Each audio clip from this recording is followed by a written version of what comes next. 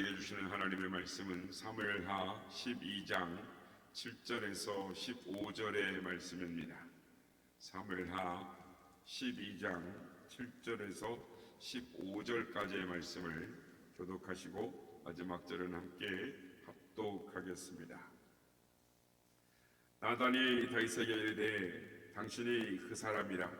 이스라엘의 하나님 여호와께서 이와 같이 이르시기를 내가 너를 이스라엘 왕으로 기름 붓기 위하여 너를 사울의 손에서 구원하고 내 주인의 집을 내게 주고 내 주인의 아내들을 내 품에 두고 이스라엘과 유다 족속을 내게 맡겼느니라.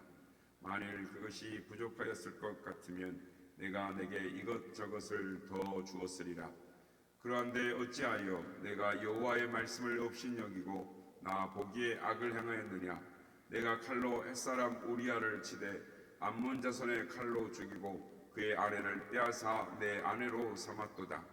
이제 내가 나를 업신여기고 햇사람 우리아의 아내를 빼앗아 내 아내로 삼았은즉 칼이 내 집에서 영원토록 떠나지 아니하리라 하셨고, 여호와께서 또 이같이 이르시기를 보라, 내가 너와 내 집에 재앙을 일으키고 내가 내 눈앞에서 내 아내를 빼앗아 내 이웃들에게 주리니 그 사람들이 내 아내들과 더불어 백주에 동침하리라.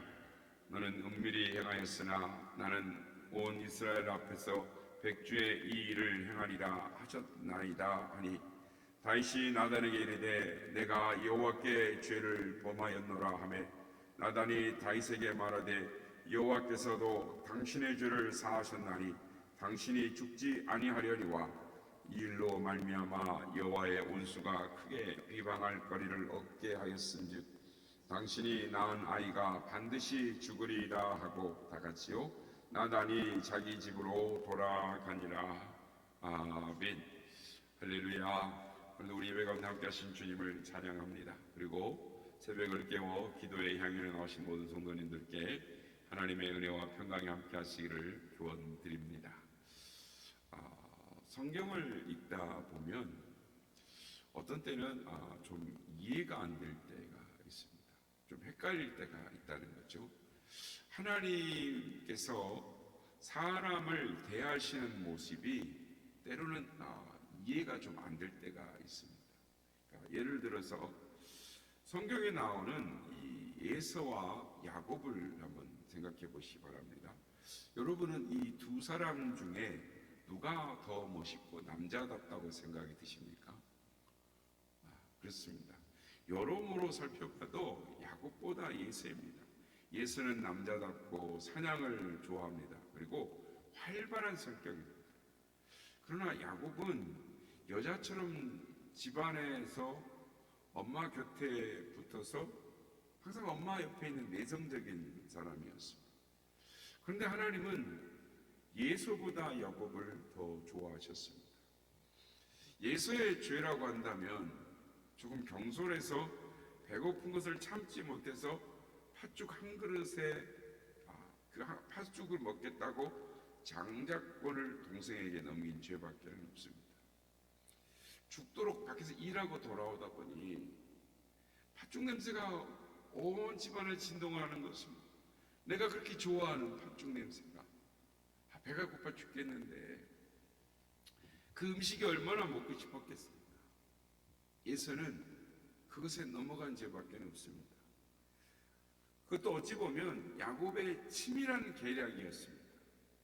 형의 배고픔을 이용해서 장자권을 빼앗아 보려는 계략이었습니다. 그러니 예서가 한 짓이 그렇게 크게 잘못이라고 말할 수 있겠습니까? 반면에 야곱을 살펴보십시오. 야곱은 자타가 공인하는 악인이었습니다. 사기로 똘똘 뭉친 사람이었습니다. 이름도 사기꾼이라는 뜻입니다.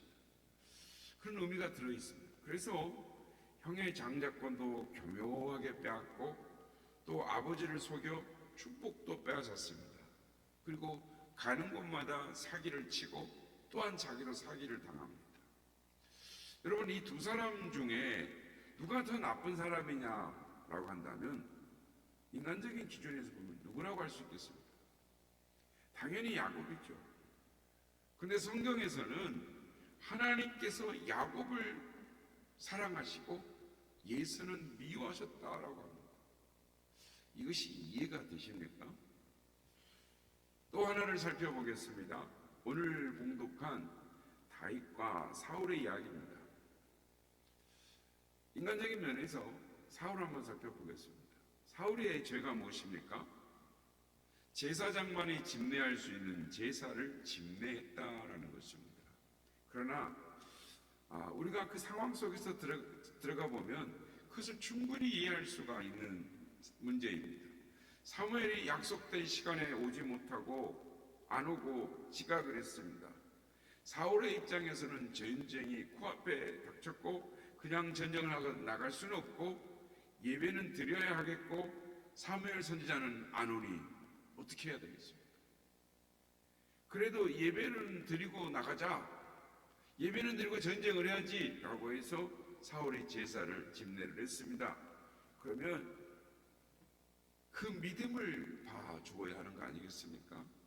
그는 하나님께 제사를 드리려고 애를 썼습니다. 다만 형식상의 문제였다라는 것입니다. 또 아말렉을 멸절하라라는 명령에 불순종한 것도 그렇습니다. 멸절을 시켜야 했는데, 다 죽여야 했었는데 아가강을 살려서 사로잡아왔고 좋은 물건을 남겨서 가져왔던 것, 그것이 죄라는 것이었습니다. 그러나 한편으로는 사울의 마음도 이해할 수 있습니다. 적국의 왕을 사로잡아와서 승리했다라는 것을 자랑하고 싶은 마음, 이스라엘 백성들한테 보여주고 싶은 마음, 그리고 좋은 물건들을 남겨서 하나님께 제물로 드리려고 했다라는 것입니다. 순종이 부족한 것은 이해가 되나 노골적으로 일부러 불순종한 것은 아닙니다. 그런데 하나님은 그것을 사울왕을 더 이상 들었을 수 없고 버리겠다라고 결정을 하십니다. 아주 심각한 문제로 판단을 하십니다. 좀 이해가 안 되는 문제 같습니다. 반면에 다윗은 어떻습니까? 그는 남편 있는 여자와 간음을 했습니다. 그것도 충성스러운 신하의 아내였습니다. 한 번은 실수로 어떻게 할 수도 있겠습니까? 그런데 한 번의 실수로 그치지 않습니다. 간음 중에 여자가 잉태를 하자 그 사실을 숨기려고 합니다. 그래서 신하에게 휴가를 주고 동침할 수를 시키려고 합니다. 왜요? 자신의 불의를 교묘하게 속이기 위해서입니다. 그것이 실패하자 최전방에 내보내서 죽이게 합니다. 그리고는 그 신하가 전쟁터에서 죽자마자 그 여인을 아내로 맞아들였습니다. 간음죄, 거짓말, 살인, 교사죄, 아주 죄질이 악질입니다. 좀 전에 사울과 비교해 보면 다윗은 비교할 수 없을 정도로 나쁜 사람입니다. 그런데 하나님은 이상합니다. 나단 선지자를 보내어 죄를 지적하고 책망할 때 다윗이 즉각 회개하자 내가 하나님 앞에 죄를 지었나이다 라고 하자 그 한마디에 그냥 용서를 하시는 것입니다. 이게 이해가 됩니까? 도저히 말도 안 되는 이 모습입니다. 왜 그럴까요? 왜 하나님은 사기꾼 야곱을 사랑하시고 사나이답고 멋쟁이다운 예서는 버리셨을까요? 왜 하나님은 사울을 버리고 극악한 죄인인 다윗은 사랑하셨을까요? 여기에 아주 중요한 원인이 있습니다. 결론부터 말하면 신앙이라는 것은 어디에 위치해 있느냐가 아니라 어떤 방향을 향해 서 있느냐가 중요한 것입니다. 위치가 아니라 하나님을 향한 뜨거운 마음, 즉 하나님을 향하여 서 있는 마음을, 방향을 말하는 것입니다. 우리가 우리 신앙을 평면적으로만 보면 야곱보다는 예서요, 다윗보다는 사울이 훨씬 낫습니다. 그러나 방향을 생각해 보시길 바랍니다. 야곱과 다윗의 신앙의 방향은 어디를 향해 있습니까? 야곱은 사기꾼이었지만 하나님을 향한 열망이 있었어요. 어떻게 하든지 하나님의 복을 누리려고 애를 썼습니다. 아버지를 속인 것도 하나님의 복을 받기 위한 것이고 형에게 장자권을 빼앗은 것도 복을 사모하는 열망이 있었습니다. 그는 형을 피해 도망치면서도 꿈속에서 하나님을 만나고 제단을 쌓습니다. 야복강에서 천사와 씨름할 때도 하나님의 복을 열망합니다. 그 하나님의 복을 위해서라면 저주를 각오하기도 하고 목숨을 걸고 싸우기도 하는 것입니다. 그러나 예수는 그런 면이 없습니다. 그의 마음과 방향은 오직 자기와 세상인 것입니다. 하나님도 모르고 하나님이 주시는 복의 가치도 모릅니다. 그러기에 장자권을 팥죽 한 그릇에 팔아버린 망령된 자라고 성경은 평가하고 있습니다. 현재 상태가 아닌 마음의 방향이 중요하다라는 것입니다.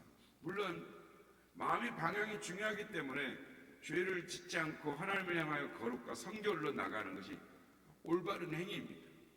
그러니까 마음의 방향만 있다고 해서 죄를 지어서는 안 된, 죄를 지어도 된다는 말이 아닙니다. 그러나 현재의 상태가 아무리 좋아도 마음의 방향이 하나님을 향하여 서 있지 않으면 소용이 없다라는 것입니다. 다윗과 사울의 경우도 마찬가지인 것입니다. 다윗은 비록 엄청난 죄를 저질렀으나 하나님을 향한 뜨거운 마음이 있었습니다. 그는 항상 하나님의 은혜를 사모했습니다. 늘 하나님을 향해서 달려가는 그런 마음을 갖고 있었습니다. 시편 51편은 다윗의 마음을 보여주는 시입니다. 죄를 통곡하고 죄를 아파하는, 그리고 오직 주님만을 바라보는 마음이 있는 것을 보게 됩니다. 시편 51편 1절 7절 말씀, 다윗의 마음을 한번 살펴보겠습니다. 하나님이여, 주의 인자를 따라 내게 은혜를 베푸시며 주의 많은 긍휼을 따라 내 죄악을 지워 주소서. 나의 죄악을 맑게 씻으시며 나의 죄를 깨끗이 제하소서. 무릇 나는 내 죄가를 아오니 내 죄가 항상 내 앞에 있나이다. 내가 주께만 범죄하여 주의 목전에 악을 행하여 싸우니 주께서 말씀하실 때 의로우시다 하고 주께서 심판하실 때 순전하시다 하리이다. 내가 죄악 중에 출생하였으며 어머니가 죄 중에서 나를 잉태했나이다. 보소서, 주께서는 중심이 진실함을 원하시오니 내게 지혜를 은밀히 가르치시리이다. 우슬철로 나를 정결하게 하소서. 내가 정하리이다. 나의 죄를 씻어주소서. 내가 눈보다 이리이다. 하나님은 다윗의 이런 마음을 보시고 그를 용서하시고 그를 귀하게 쓰시는 것이었습니다. 사람들은 현재 상태와 과거의 결과만을 봅니다. 그러나 하나님은 우리의 마음을 보시는 것입니다. 중심을 보신다라는 말입니다. 그러니 사람을 대하는 자세가 다를 수밖에 없는 것입니다. 그러니 나단 선지자를 통해서 책망할 때 다윗이 내가 여호와께 범죄하였나이다, 그 한마디, 시인하는 그 한마디를, 죄를 시인하고 회개하니까 그 즉석에서 용서를 선포하시는 것입니다. 오늘 보면 13절 말씀 보십시오. 다윗이 나단에게 이르되 내가 여호와께 죄를 범하였노라 하며 나단이 다윗에게 말하되 여호와께서도 당신의 죄를 사하셨다니. 어떻게 그렇게 쉽게 죄를 용서하실 수가 있나요? 말도 안 되는 것 아니겠습니까? 그런데 하나님은 그렇게 하십니다. 왜요? 그의 마음의 방향, 다윗의 마음의 방향을 아시기 때문입니다. 예를 들면 서울에서 부산을 향하여 출발해서 수원역을 통과했습니다. 그렇다면 이 기차는 서울이 가깝습니까? 부산이 가깝습니까? 분명 부산행이지만 서울이 가깝죠. 그렇지만 그 기차의 행의 이름은 부산행인 것입니다. 그 기차는 시간이 흐르면 흐를수록 부산에 가까워지는 것입니다. 반대로 서울을 향해서 부산을 출발한 이 기차도 마찬가지인 것입니다. 대구를 통과한 기차, 분명 부산 쪽이 훨씬 가깝지만 그 머리는 서울을 향해 가고 있는 것입니다. 그러니 서울행인 것이죠. 지금 어디 있느냐가 중요한 것이 아닙니다. 지금 어디를 향하고 있느냐, 어디를 향해 있느냐가 중요합니다. 그러나 사람들은 자꾸 지금 어디 있느냐를 중요하게 여기고 평가합니다. 위치만을 중요하게 여긴단 말입니다. 그러니 그 사람을 보고 대하는 태도가 하나님과 다를 수밖에 없죠. 오해를 하는 것이죠. 집사가 뭐 저래, 중직자가 뭐 저래 그러지만 이 방향은 주님을 향해 서 있으면 되는 것입니다. 그러면 인간들은 위치를 가지고 평가를 하면서 난리를 치지만 하나님은 그 사람을 알아주시는 것입니다. 어서 오너라, 내가 너를 안다, 너의 마음을 안다 라고 하시면서 죄인이지만 우리를 용납해 주시는 것입니다. 그렇다면 우리는 어떻게 해야 우리 마음을 하나님을 향한 마음이 되게 할 수 있을까요? 우리가 어떻게 해야 야곱처럼, 다윗처럼 하나님이 기뻐하시고 하나님 마음에 합한 자가 될 수 있을까요? 주를 진심으로 사랑해야 합니다. 그렇습니다. 하나님이 가장 귀히 여기는 것은 행위나 입술이 아닙니다. 하나님이 가장 귀하게 여기시는 것은 마음의 사랑인 것입니다. 부부가 결혼하여 함께 삽니다. 그러나 아무리 오래 살아도 마음이 딴 곳에 가 있고 땀난 자를 사랑하면 아무 소용이 없습니다. 방향성의 기준은 마음인 것입니다. 마음이 누구를 향해 있느냐, 그 마음이 하나님을 사랑하고 하나님의 몸된 교회를 최고로 여기고 그러면 그 마음을 주님이 기뻐하시는 것입니다. 왜 부활하신 예수님께서 베드로를 찾아와서 네가 나를 사랑하느냐라고 물으셨을까요? 그 사랑의 고백을 받으시기를 기뻐하셨을 것입니다.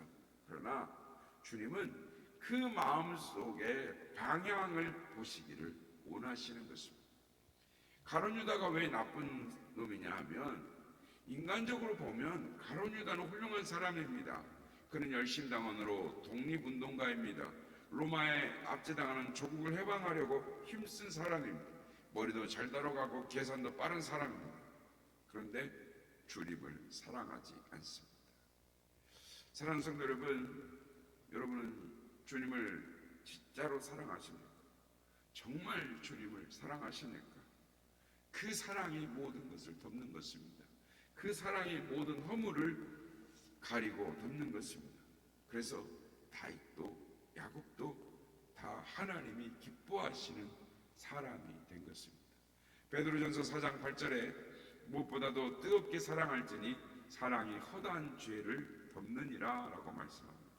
또 고린도전서 13장 13절에 그런즉 믿음, 소망, 사랑 이 세 가지는 항상 있을 것인데 그 중에 제일은 사랑이라 라고 말씀을 하시는 것입니다.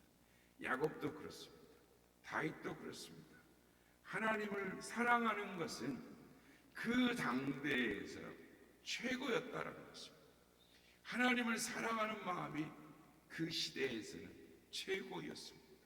그러니 하나님의 마음도 그들을 향해서 기우는 것이었습니다. 여러분은 누구에게 마음이 가십니까? 똑똑한 사람입니까? 잘난 사람입니까? 돈 많은 사람입니까? 그럴 수 있죠. 그러나 곰곰이 생각해 보면 나를 사랑하는 사람에게 내 마음이 가는 것입니다. 왜요? 그 마음이 고맙기 때문입니다. 그러기에 우리가 정말 생명을 다하고 마음을 다하여 하나님을 사랑하는 믿음이 있다면 하나님을 향해 서 있는 백성이기에 하나님은 우리를 귀하게 여기고 복을 주실 줄 믿습니다. 바라기는 우리의 마음이 어디로 향하고 있는지, 우리의 마음이 어디로 기울어져 있는지를 점검하시고 우리의 마음을 하나님께로 향하여 바로 세우고 우리의 마음을 하나님께 드림으로 말미암아 하나님이 용납하시고 하나님이 받으시는 축복된 삶을 살아가시는 우리 모두가 다 되시기를 예수님의 이름으로 축복합니다. 마른 내려온 순간이 허락한 그 귀한 영생 소설려 갈망합니다. 그 약속 따라서 힘써 간구하오래 오지어 내 기도 없어 빌어주소서 예수의 사랑 예수의 사랑 바닷물결 같이 내게 임하네 영광의 물결에 온전히 쌓여서 내 영혼의 기쁨 한량없도다 주 내게 약속한 큰비 내려주시며 은혜의 저고랑 건너편에 떠올라 그 귀한 징조가 내게 밝히 보이네 나 힘을 다하여 주께 간구합니다 예수의 사랑 예수의 사랑 바닷물결같이 내게 임하네 영광의 물결에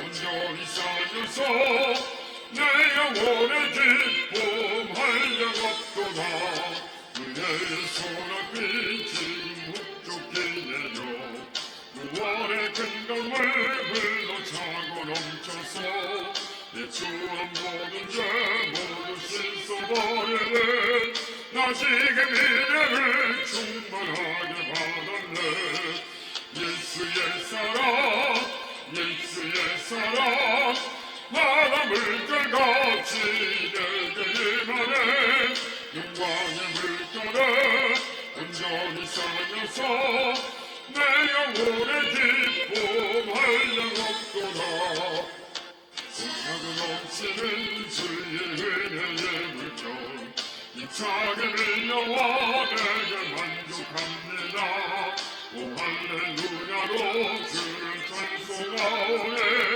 내 맘의 기쁨이 항상 충만합니다 예수의 사랑 예수의 사랑 바닷물결같이 내게 임하네 영광의 물결에 온전히 쌓여서 내 영혼의 기쁨 한량없도다 아멘.